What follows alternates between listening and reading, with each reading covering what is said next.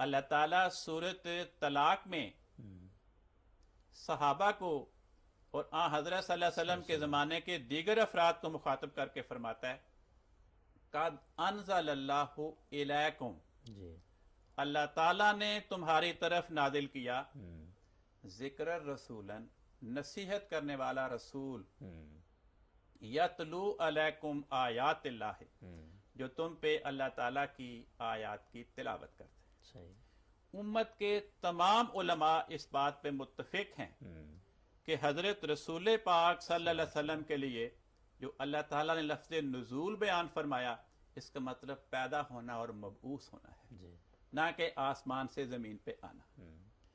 तो जब रसूल पाक सल्लल्लाहु अलैहि वसल्लम के लिए अल्लाह ताला ने नुज़ूल का लफ्ज़ बयान करके ये हमें समझाया कि खुदा ने हज़रत मोहम्मद मुस्तफ़ा सल्लल्लाहु अलैहि वसल्लम को पैदा किया है, आपको मबूस फरमाया है, तो क्या रसूल पाक सल्लल्लाहु अलैहि वसल्लम नबी के नुज़ूल की निस्बत जो अल्लाह ताला ने मुहावरा इस्तेमाल फरमाया उसके उलट हमें बशारत देंगे?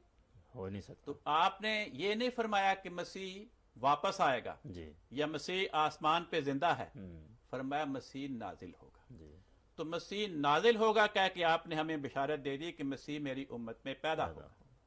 तो आपने मसीह नबीउल्लाह के पैदा होने की बिशारत किस आयत से इस्तेमाल फरमाई?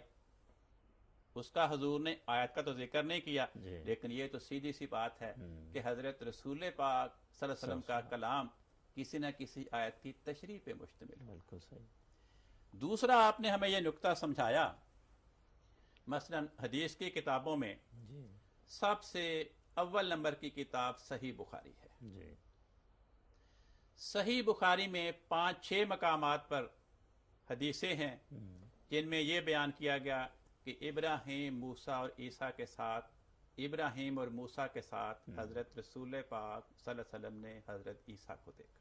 ٹھیک ہے ये गुज़श्ता अंबिया का जिक्र है। جی और जहां जहां पर भी ईसा अलैहिस्सलाम को हजरत इब्राहीम और हजरत मूसा के साथ देखा, सही बुखारी में 6-7 मकामात में से हर मकाम पे हजरत ईसा का हुलिया सुर्ख रंग का बयान फरमाया, जो शामी अफराद का, क्यों वो शामी थे। جی 5-6 मकामात पे ये जिक्र है कि मेरी उम्मत में दज्जाल आएगा और मसीह आएगा।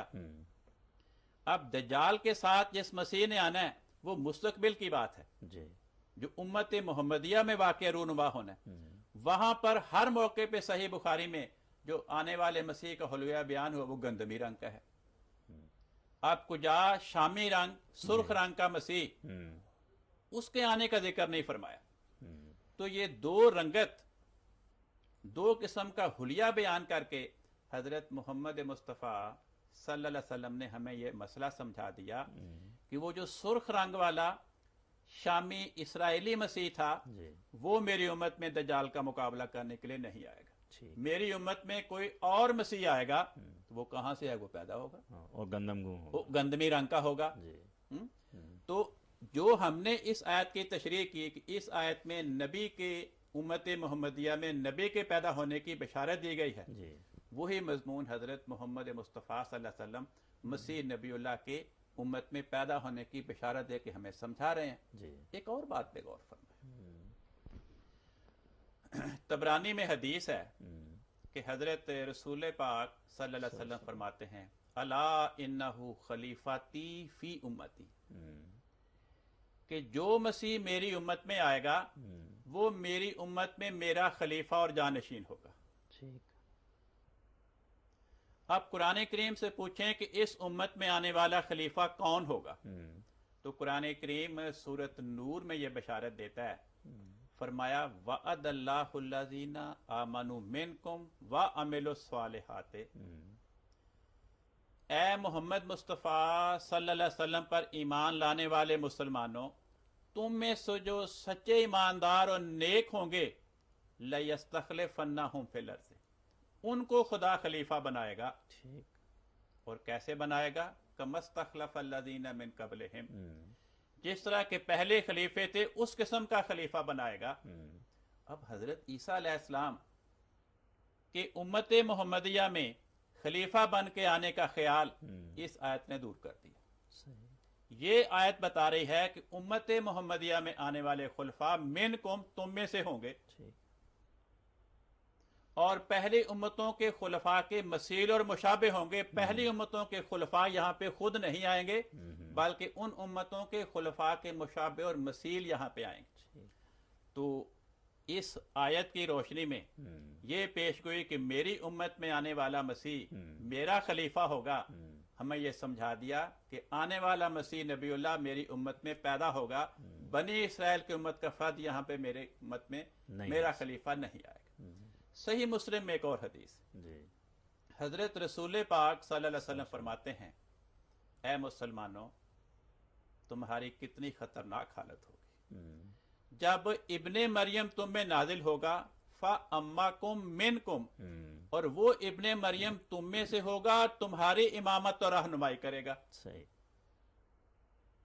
فَأَمَّاكُمْ مِنْكُمْ، کہ وہ ابن مریم تم میں سے ہوگا، بنی اسرائیل میں سے نہیں ہوگا، اور وہ تمہاری امامت کرے گا۔ جی، اس آیت نے بتا دیا کہ جس مسیح نبی اللہ کے آنے کی حضرت محمد مصطفیٰ صلی اللہ علیہ وسلم نے ہمیں بشارت دی، وہ پرانا نہیں ہوگا، جی، وہ ہماری امت میں پیدا ہوگا۔